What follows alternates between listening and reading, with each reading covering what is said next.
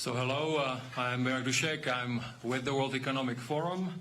A warm welcome to this concluding press conference of the fourth meeting of National Security Advisors on Ukraine's peace formula, which took place today here in Davos, co-chaired by Switzerland and Ukraine. Obviously, discussions were held on the points of the formula and also pathways for next steps. Now, with me here to share with you takeaways and next steps are members of the Ukrainian delegation at the meeting. So it's my honor now to all introduce you. Andrei Yermak, head of the Presidential Administration of Ukraine; Yulia Sverdenko, First Deputy Prime Minister, Minister of Economy of Ukraine; Rustem Umerov, Minister of Defense of Ukraine; Denis Malyuska, Minister of Justice; and Andrei Kostyin, Prosecutor General. We would have remarks from Andrei Yermak and Yulia Sverdenko at the beginning, and then we would, of course, welcome questions. So let me start with you, Andrei Yermak, if you can share with us key takeaways and next steps. Thank you. Thank you very much. First of all, I'd like to say sorry for a little bit delay, dear journalists, and thank you for your attention for this so important event. And I'd like to start this and say thank you, Switzerland, for hosting this event that's meaningful and crucial for all humankind. And I need to emphasize that Mr. Borge Berende, Ignacio Cassis, and Klaus Schwab and their teams make every effort to bring nations together for dialogue and peace in Ukraine. Today we have the fourth meetings of the National Security and Political Advisors. There is, today was over 80 participants and in the countries and international organizations. And this event, it was logical continuation of our meeting in Copenhagen, Jeddah and Malta. They gathered again to develop the ways to implement an international plan based on the Ukrainian peaceful formula. In Malta, we discussed the first 5 points of the peaceful formula, were nuclear security, food and energy security, the release of the prisoners and deportees, the restoration of territorial integrity and sovereignty. And here we work on the 5 points. They include the withdrawal of the Russian troops, the restoration of justice, environmental security, preventing and recurrence of the war, and confirming and the end of the war.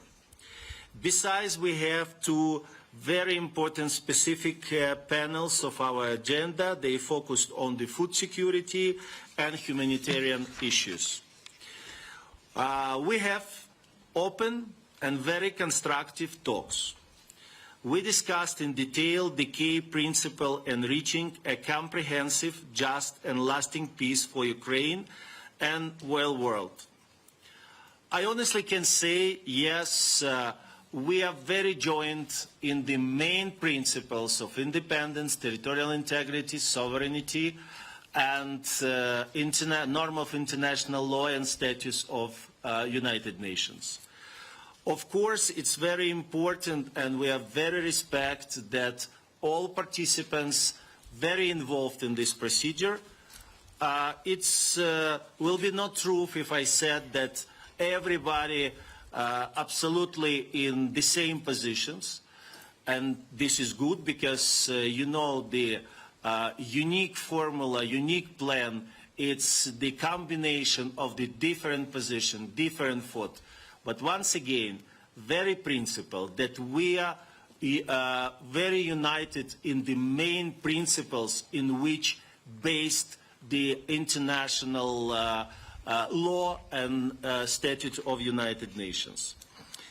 To conclude, I would like again to thank the Margot Wallström and Baroness Helene Kennedy, both my co-chairs in the International Working Group in the environmental and returning illegally deported children, joined us today's events along the Ukrainian delegations.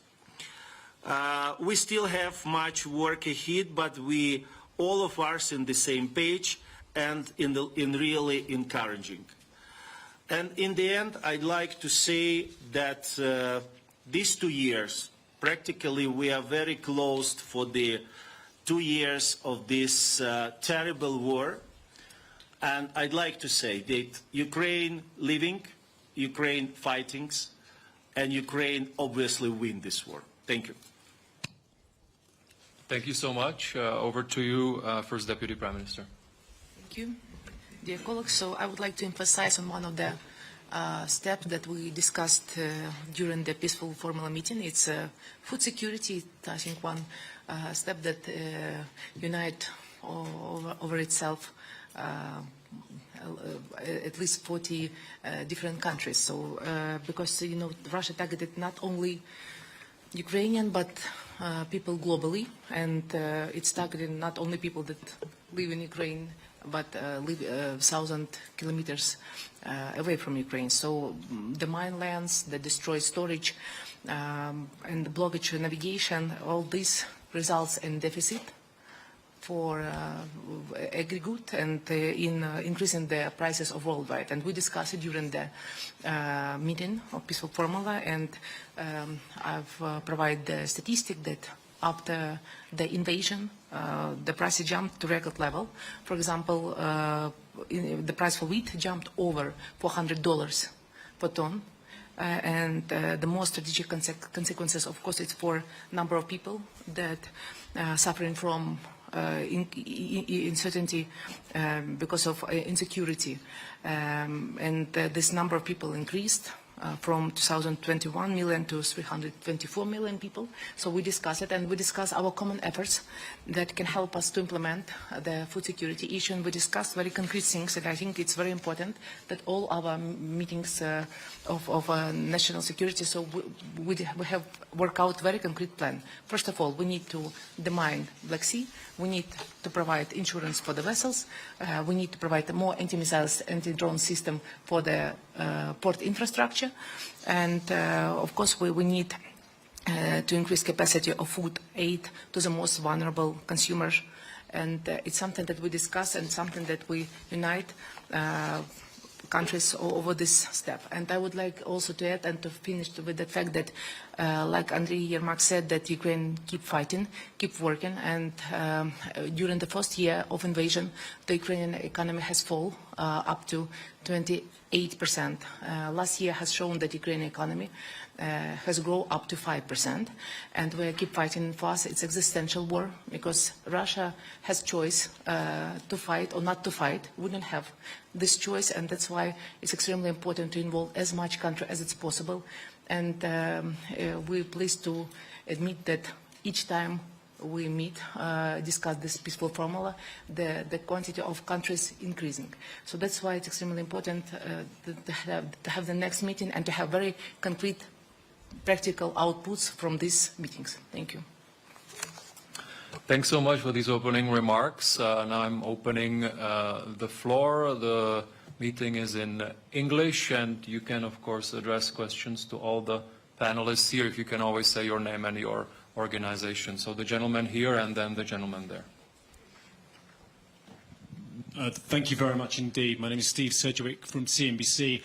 Mr. Yermak, I was in Kyiv at the time of the Russian invasion of Crimea back in 2014. I've seen the countries fight over the last 10 years and especially over the last 2 years.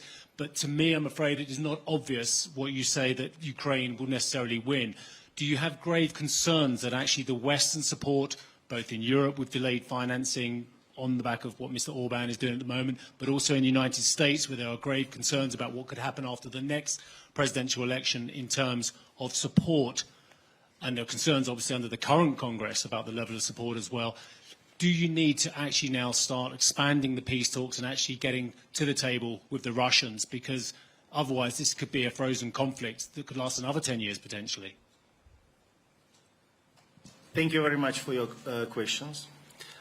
First of all, this president, his team, we never agreed and never accept any frozen conflict. First, it's not acceptable by Ukrainian society, and of course by the president and his team. The second, you know, when you are living every day in the war, then you go to sleep and not sure that you wake up, because we are over every night, every day of attacks of the missiles and drones, and you can see you can see what happened 29th of December, of the 2nd of the January. It means that we are living in reality. I'm not thinking about some imaginations. And I can say very concretely, after visit of President Zelensky at the end of the last year and visit of our delegation several times in United States, and during the meetings in White House, in Congress, with both parties, with the Speaker, in State Departments, talking to the expert, talking to the people who exactly know American policy, we back these positive feelings, and we hope and believe that finally the questions of the voting for the new budget for Ukraine for support will happen. I'm very positive also looking for the adoptions of the 50 billions from our European colleagues and friends. You know, these 2 years of our fightings, you can little bit back for beginning. And, you know, happened so many things which have the evidence. It's not my, you know, it's not just my emotion. Then I said, I'm sure that we win. You can remember the first days. And I'd like to say that we started to receive the weapons, the ammunitions in some months of the beginning. But during this period of time, our people, our brave nations, be able to liberate the Kievskaya region, to stop the Russian army, to not give the opportunity to occupy full our territories. And don't forget the results for today of these fightings. We already liberated about 50% of the territory which was occupied from 24 of February 2022. We are practically stop any activity, and now Russian fleets transferring from Crimea to another place. This year, we not give opportunity to Russia to occupy any particular city or town. Yes, we continue hard fightings. Yes, just in these seconds, our heroes continue fightings in Avdiivka, near of Bakhmut, this small city, which many people in the world didn't know this name before this war. 1 year, billions, 100,000s of the military of Russia, criminals from Wagner's, which was just Wagner's was destroyed about 20,000 around Bakhmut. Still, they didn't occupy fully this city, in which not exist any survived buildings. We open new grain corridors. We not listen blackmails from Russian side. And now these corridors, it's working, as I said, first Prime Minister of Ukraine. It's not just belief. I think we show, Ukrainian nation show during these 2 years what we're able to win. Of course, with the help and support of our partners, our friends. And I believe that this support and this help will be continue. Thank you. Thank you. It was the gentleman there and then the lady here. Sebastian Rosbeck, Swiss Television. Just a question, Mr. Yarmark. You said there were broad consensus today for your principles, for your demands, but as far as I understand, there is not a common declaration of the countries present in this fourth NSA meeting. Why is it not possible to have a common declaration if there is broad support? First of all, when we started this format, I'd like to repeat that for us it's most important to listen. It's very unique examples in the international diplomacy. Then our President Vladimir Zelensky proposed, settled, and to found the solution and to end this war, not by negotiations on the table, by some not clear transparency. He said, I'd like to show how it's possible to invite all countries. Doesn't matter. Of course, we can't have the same position for 100%. But once again, it's important that all the countries who was in the table during all these meetings respect Ukrainian independence, Ukraine's sovereignty, Ukrainian territorial integrity in the international recognized border, respect international law and respect statutes of the United Nations. But of course, we have the different thoughts how it's possible to do it. Somebody think that it's necessary immediately sitting at the table of negotiations, and we very clear, very openly explain why now it's not acceptable. Because myself, I'm personally participated in the negotiations in the Normandy and Minsk format, and from up to the 24th of February, we have over 200 rounds of these negotiations without common plan of responsible countries. Results, you can see.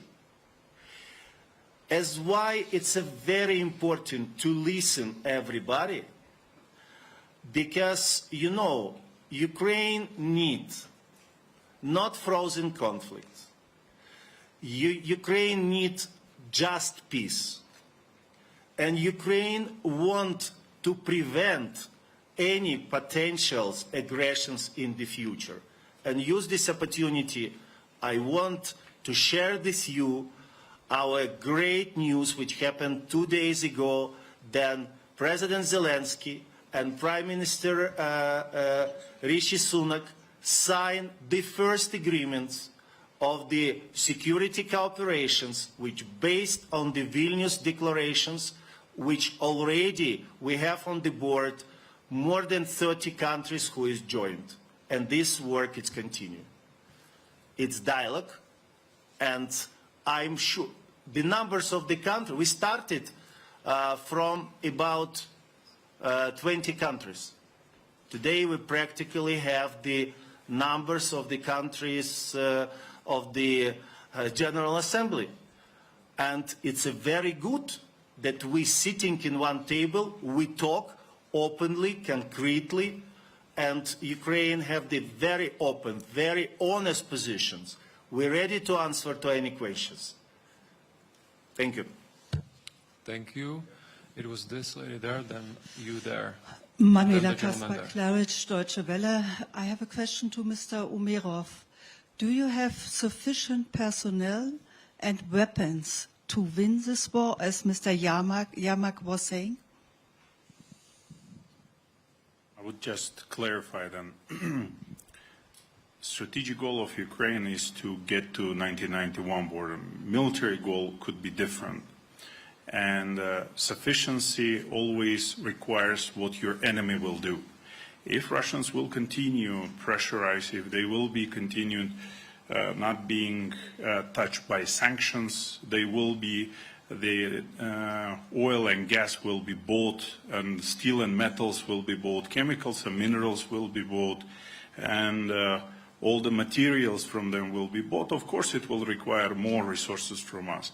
We will be fighting until we get to the strategic goal, and we're ready to continue, and we need the partner support for it. Thank you. Thank you. It was the lady here, and then the gentleman over there, and then the gentleman here. Thank you very much. Sasha Vakulina, Euronews. Pане Єрмак, питання до вас, будь ласка. You said previously that it is important to get as many countries on board as possible. Has Ukraine been working on getting China on board as well for the peace formula? And how has this process been going, if you could share a little bit? And what other countries have you been trying to get on board for the peace formula?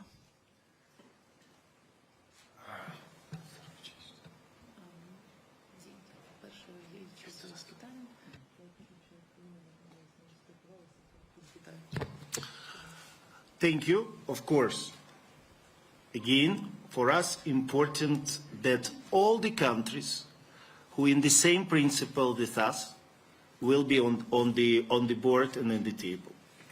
Of course, we invited China, and you know that in the beginning, in the level, because our peaceful formula now existing in 3 levels. First levels, it's the meetings which we have in Kyiv in the level of ambassadors. The second, in the level, the meetings in the national security and political advisors. And the highest level, it's the leaders.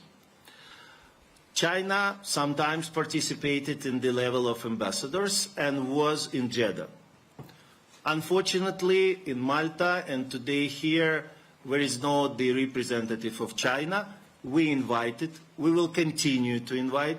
For us, important that China will be in the table, and we're looking that in the future China will be participated, because it's important influence country, and of course maybe it's, and we continue this work to explain, because honestly, you know, it's necessary that the mostly country in the world know the truth, what happened. Because we're living in the atmosphere of the lot of Russian propaganda and narratives.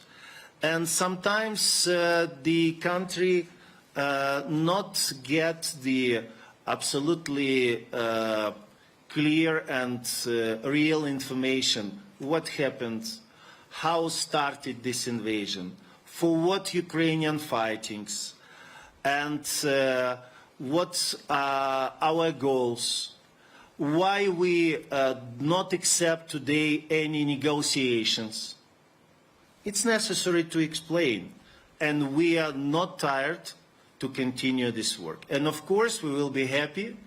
I'm very happy that today numbers of the country already increased, and we continue this work, and I'm sure that this number will be grow up, because you know what showed this war and Ukrainian fightings, that the mostly, and this is extremely important, the mostly ordinary people around the world, they made a choice. They want to be in the side of good and in the side of peace, and this is extremely important. Thank you. Thank you. It was the gentleman there. Always, if you can mention your name and organization, it was then the gentleman there. Laurent Siro for the Swiss Newswire, Keystone ATS. Mr. Yermak, you said there is much work still ahead, but as we understood, this one was supposed to be the last in a cycle of NSA meetings. So what will be the next steps, and are the conditions ripe for that global peace summit at the leaders level that you would like to see? When and where? And yeah, how many support of leaders for such a gathering do you already have? Thank you. Thank you. Yes. Today we are closed the presentations of the all 10 points. Very important to understand that, of course, our goal to have the common plan. It means that in the end, in the results, it will be common plan, not Ukrainian, common plan of responsible country of the world.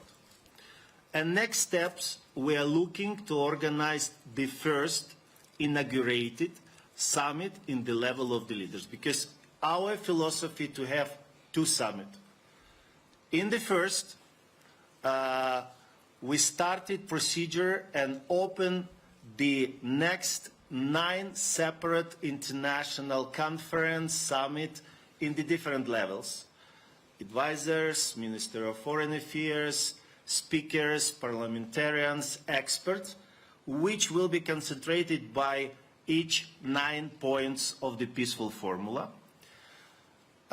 Working groups already done big part of this work, but in these events, in this conference, will be finalized 9 parts of future common plan.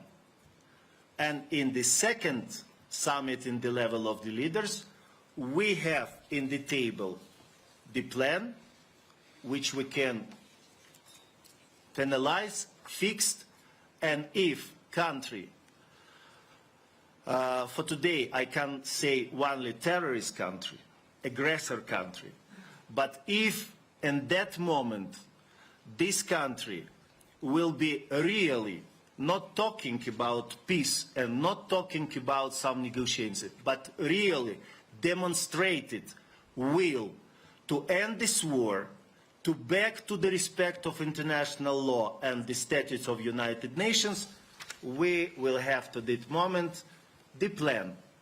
Because conversations for conversations, it's zero results.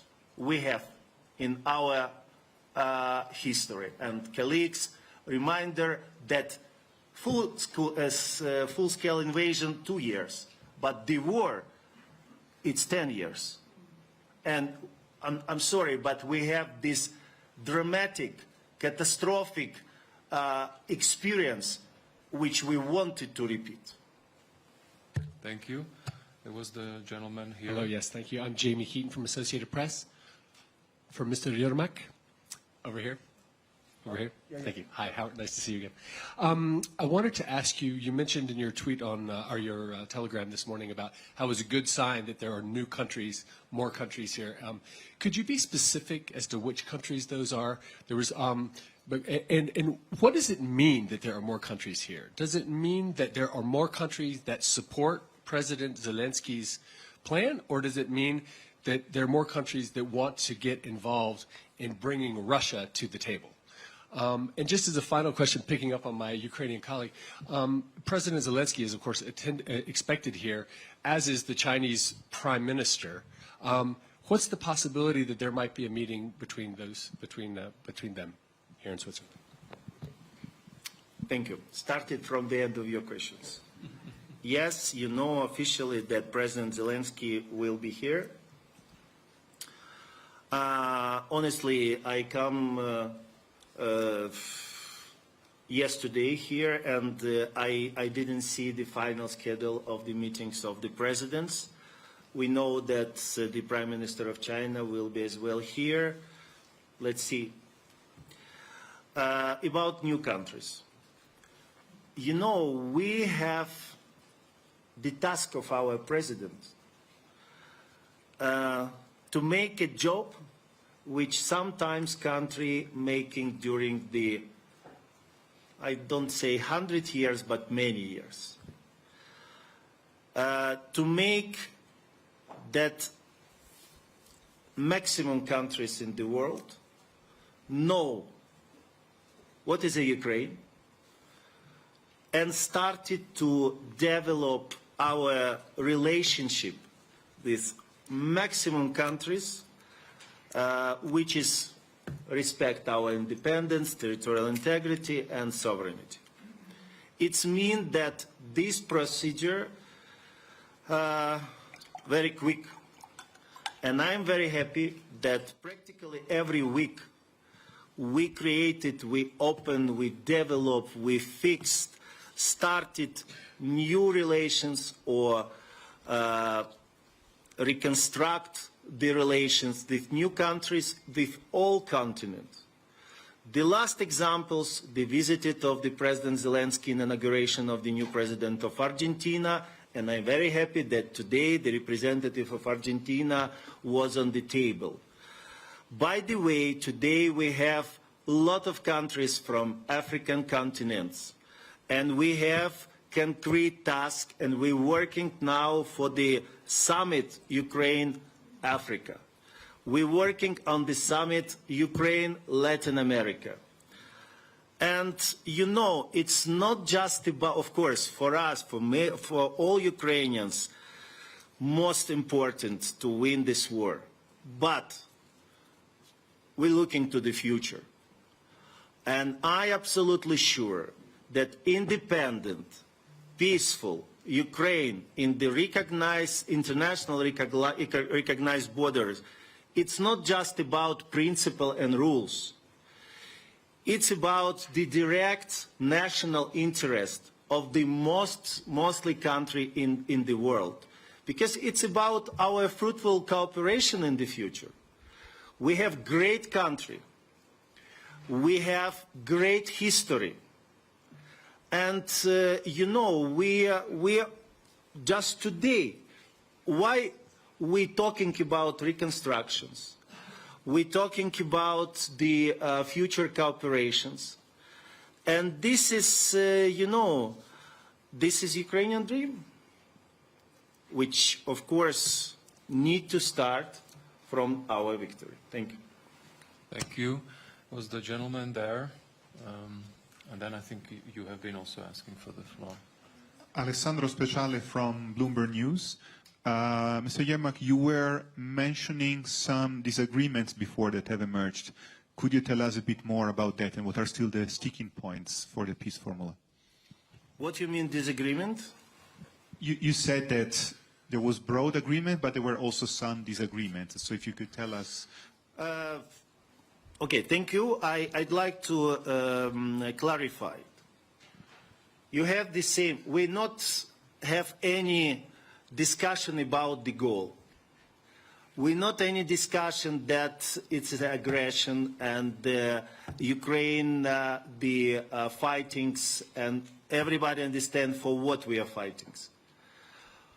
It's important that all the countries who is coming, they really, honestly, want to participate and to help to end this war and to bring the peace. But there is a different thought idea how it's possible to do. And different countries have the different experience. Some conflicts in the history was settled by negotiations. Some conflicts looks like settled by negotiations. They started to be frozen, and we know examples how in 10 years, in 20 years, started new war, some more people killed, and we have in our history why we very openly explain we have this experience of negotiations. We spent hours, sometimes negotiations in Normandy formats, with our friends, presence, Germany and France. We have records. Once it was 12-hour non-stop, without any results. Because if you have the plan which supported, which mostly countries say and judge like reasonable, like the judge that it's logical, these negotiations will be continue without limitations. Especially now, after so brutal invasion, so brutal crimes which Russia made it in Ukraine. You know, it's not so many times, 80 years from the Second World War. I'm sure that anybody in the world can imagine that all the bad things, all brutal things back, concentrated camp, tortures, the destroying civilian houses, just the last bombing. It's nothing about military objects. They bombing hospital, they bombing schools, they killed civilians. If you can't imagine what explain people whom we bring back to the from Russian prisons. The minimum which these people lost by weight, it's 40 kilograms. It's terrible story, which some girls we back and she, thanks God, born the healthy child in 2 days. It's impossible for normal, adequate person to listen this story. About what negotiations it's possible to talk. But it's necessary to explain. Sometimes it's very emotional, but believe, we don't tired.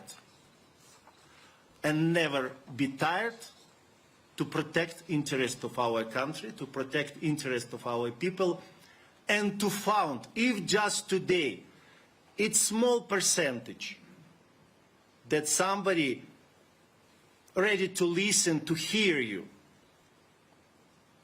We try 100 times because it's about our country and this is about our future. Thank you. We'll have space for maximum 4 questions now. So it's the lady here, and then I think you there. Yes, thank you. Thank you. Najla Habiri from Ashraq Al-Awsat. Just following up on that, Mr. Yermak, is Ukraine facing pressure from its allies to offer compromises that are outside the 10-point peace plan, particularly potentially abandoning the idea of an immediate restoration of Ukrainian rule over Crimea? Thank you.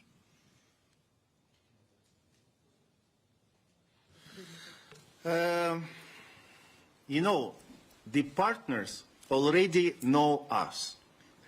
And they know that President Zelensky and the people who is participated in negotiations know our positions, respect our positions.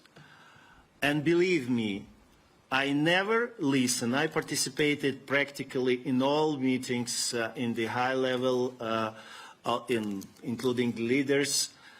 I never listen that somebody from our partners, our friends, to discuss us any compromise which they exactly know that not acceptable for us, including the questions of Crimea.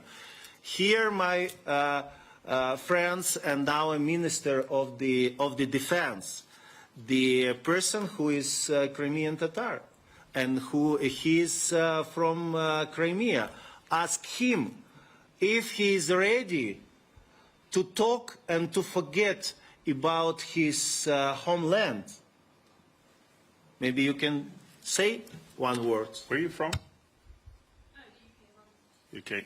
So let's assume that half of your territory has been grabbed by some enemy state, and then you've been asked, you've been, let's say, a refugee now, and you live in other part of your country, and then you get continuously your enemy is hitting you by rockets, missiles.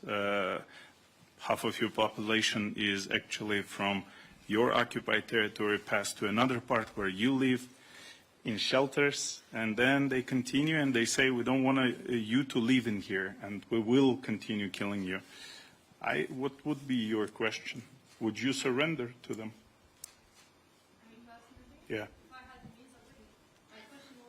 So that's why this the same thing to me.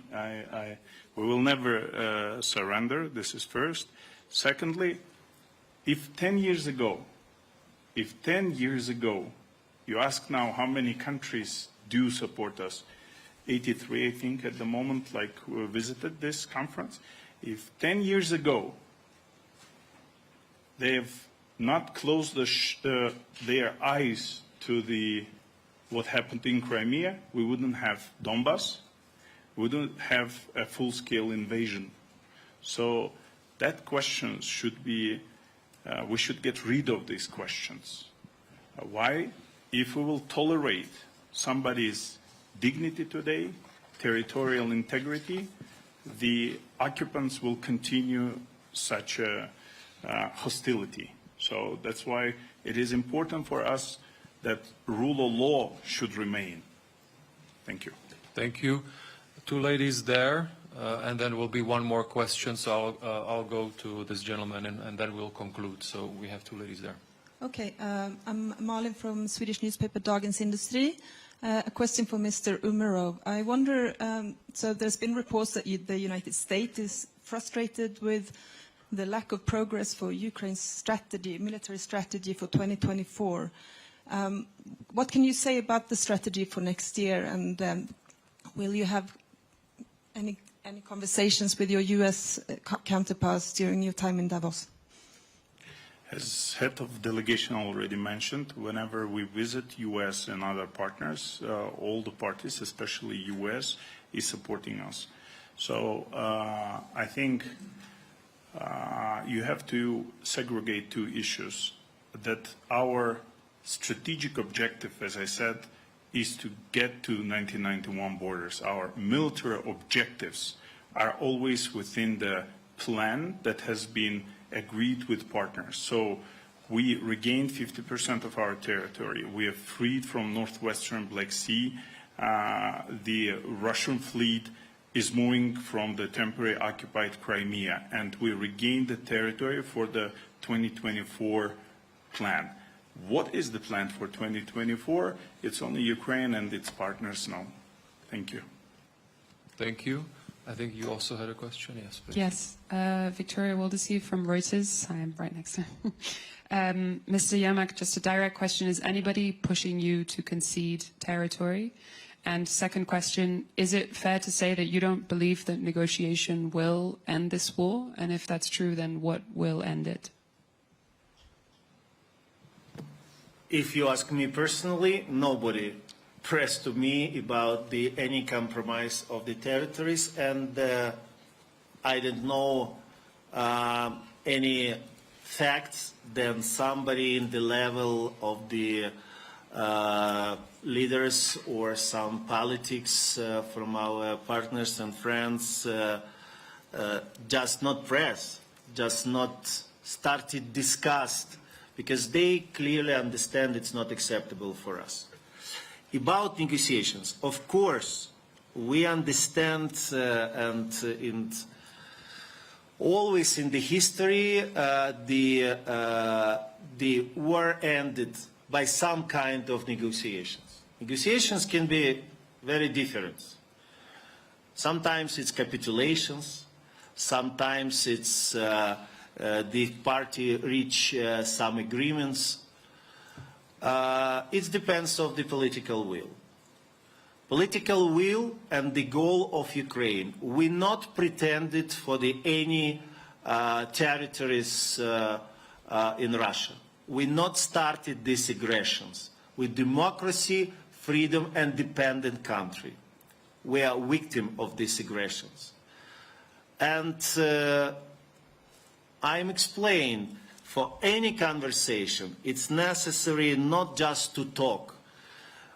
It's necessary to have the plan, what we are discussed today. And for us, it's very important that responsible country judge our plan and say that it's real plan, it's realistic plan, it's just plan. And what I'm listening and today, it's more and more country in these positions. And with some country, we continue to talk, we continue answer to some questions, we continue to find some solutions. But again, if it will be negotiations, how withdraw the troops from our territory, how it's to restore the territorial integrity in international recognized border, how to back all our people, including our illegally kidnapped children, how to pay compensations, how the people who make these criminals orders and who execute these crimes will be responsible, and another questions. If coming the real moment to talk about this and we have the plan on the table, maybe it will be right moment to talk. Thank you. And the last question to the gentleman there. Thank you. My name is Kodama from Kyoto News. In my understanding, you are looking for the Global Peace Summit to be held soon, and you are trying to, facilitate the summit and set the date and set the location today. So can I understand you couldn't, do it as you scheduled? And about negotiation, you said Russia's aggression gives them a pause to, upgrade their military, and the Russian doesn't want peace. No peace. They don't want peace. So, are you? Do you believe your peace formula is really, realistic and achievable? As Mr. Zelensky said. Thank you very much. Thank you very much. I can say we are very ambitious people, but realistic. And it's not my expectation for today. We not just discussed, can create period of time and the place of the peaceful summit. And it's not right that we are looking for this and not take these results. Our goal for today's meetings was presentations of the next 5 points and working groups and 2 specific panels. And we have very good results of these conversations. And now, next steps, as colleagues ask, it's starting to talk, to thought about the inaugurated peaceful summit. It means that this work immediately started when we have finished these successful meetings of today. About negotiations, can you clarify your question, please?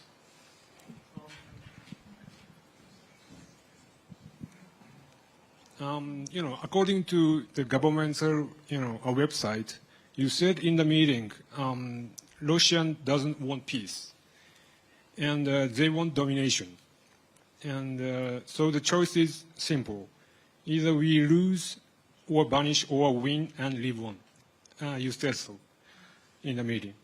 And in the meantime, Russia categorically denied, refused to, accept the peace formula. It's clear. So I'm simply, wondering if you keep this position, as you said, is it really achievable, to looking forward the peace based on peace formula? This is my question. Thank you. Thank you very much. First of all, try to negotiate the rockets and the bomb. As why you are absolutely right, say and repeated my words about negotiations and the goal of the Russia for today. Then President Zelensky coming with this idea, initiative, peaceful formula. He didn't thinking about the Russia and about their thoughts and their attitude for this. It was about the responsible country, and the mostly country in the world responsible, and mostly country in the world respects international law and chapter of United Nations. And the goal of the peaceful formula, to concentrate it, to unite this country, And believe me that you can see the results once again. Russia already, all the world saw this. They have not results. They won't have the blitzkrieg. It's not happened. 2 years. It's not 2 days, not 2 months, 2 years. And it's mean that, we continue have some good results and some very impressed results in the front line. And our force continue fighting. And plus, the positions of the international society, the most powerful country from each continent, it's a very strong argument and for Russia. And when you think about what will be reactions if they not accept, sometimes it's once again about grain corridors. They not accept. They said, no, this is our condition, this is our blackmails. And we listened some voices. No, it's impossible. You have to only go for the compromise. It's impossible without the permission of this terrorist country. Look to reality. Thank you so much. Thank you to the panelists for all the engagement today. We were also very pleased at the World Economic Forum that this meeting happened here within the framework of the annual meeting. This concludes the press conference. Thank you. Thank you very much.